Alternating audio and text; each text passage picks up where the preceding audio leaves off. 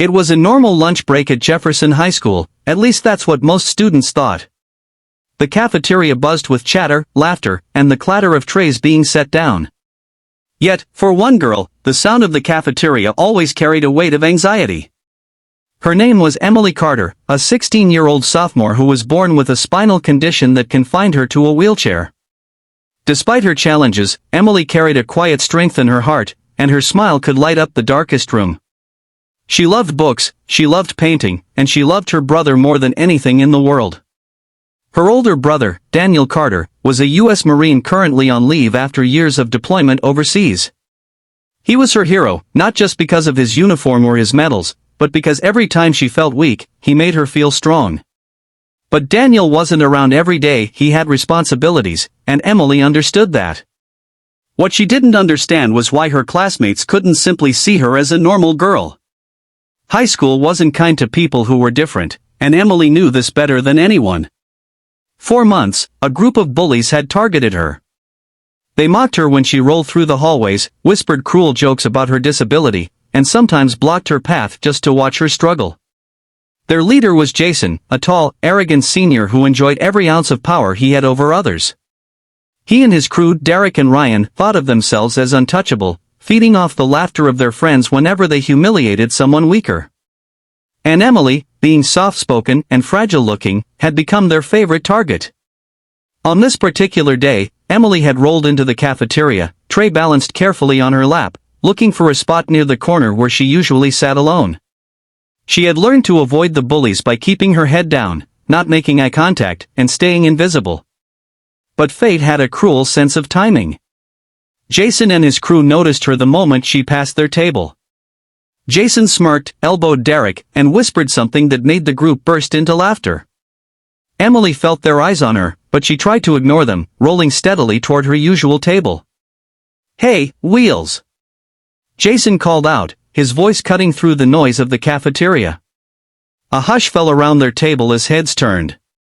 Emily froze, her tray wobbling slightly. She hated that nickname. It reduced her to her wheelchair, as if that's all she was. Wheels. Not Emily, not a girl with dreams, not a human being. Just Wheels. She wanted to disappear, but she knew running or rolling away would only make things worse. Jason stood up, swaggering toward her with a grin that made her stomach knot. "What's on the menu today, huh? Special delivery service?" His friends laughed, some students watching with uncomfortable silence, others smirking because they didn't dare speak against him. Emily forced herself to stay calm, gripping her tray tighter. "Just leave me alone, Jason," she whispered, hoping it would end there. But Jason wasn't the kind to back down. He stepped closer, circling her chair like a predator eyeing prey. "Ah, come on, don't be shy. We just want to help." Then, without warning, Derek snatched her tray and dumped the food onto the floor. The crash of the plate echoed, and Emily gasped as her lunch spilled everywhere. Her cheeks flushed red, tears welling up, but she held them back. She refused to give them the satisfaction of crying. The cafeteria grew quieter. A few teachers at the far end seemed oblivious, too wrapped up in their own conversations to notice what was happening. Jason leaned down, eyeing her wheelchair. "You know what I think, guys? This chair of hers is the real problem. She hides behind it. Maybe if we fix it for her, she'll finally learn to walk like the rest of us." Emily's eyes widened in horror. "No, don't," she cried, her voice trembling. But before she could stop them, Jason and Ryan grabbed the handles of her chair and yanked it backward. Emily screamed as they tipped her slightly, her hands gripping the armrests in terror. Then came the sound that made everyone freeze, the sickening crack of metal. They slammed the chair against the floor, bending one of its wheels out of place.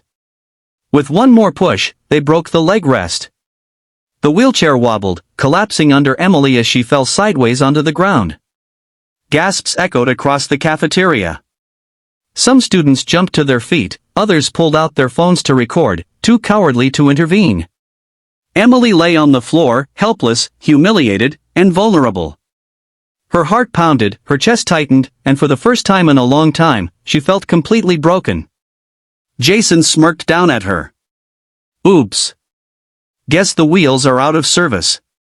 His friends roared with laughter. Emily's hands shook as she tried to push herself up, but without the support of her chair, she could barely move.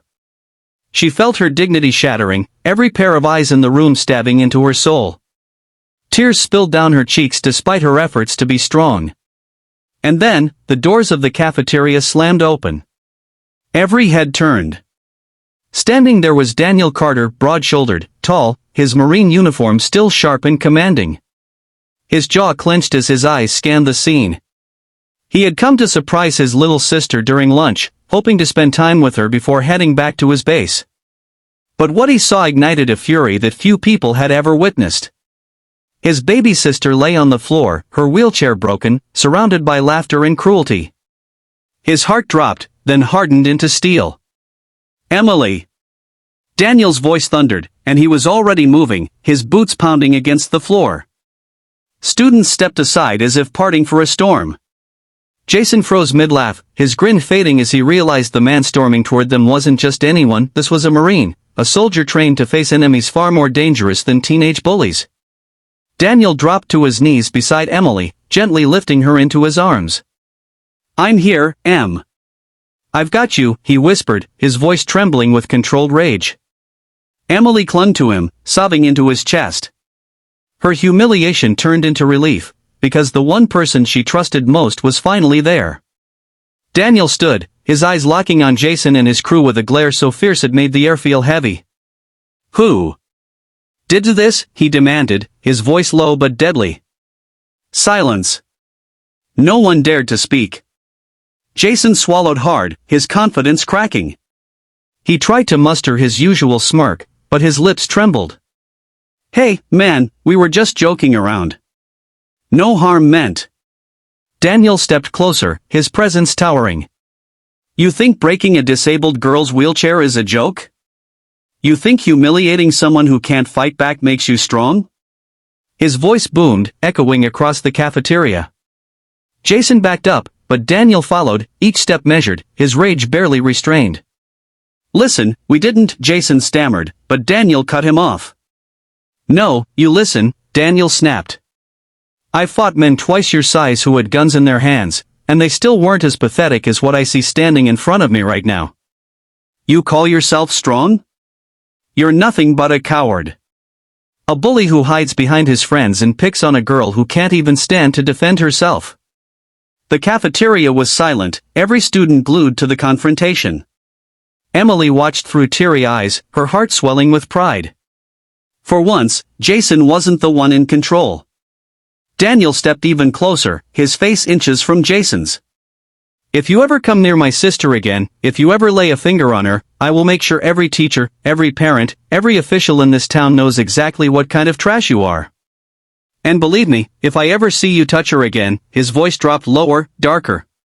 "You won't like what happens next." Jason's legs shook, his bravado shattered.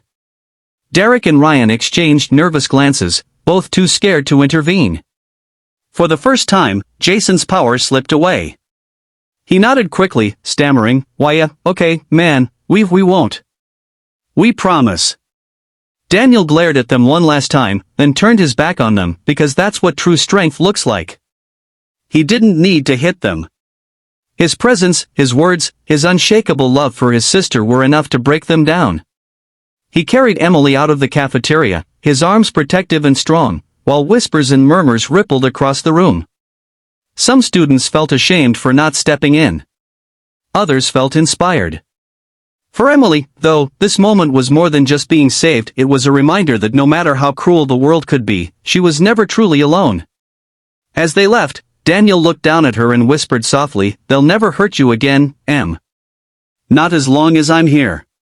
Emily smiled weakly, tears glistening in her eyes. "I knew you'd come." The cafeteria door closed behind them, leaving Jason and his crew in silence, their power stripped away. And for the first time, Emily felt like maybe, just maybe, things were about to change. The silence that followed Daniel and Emily's exit from the cafeteria was heavier than any noise. Students stared at Jason and his gang, some with disgust, others with disappointment, and a few with newfound courage. For years, Jason had ruled the school with intimidation, but in a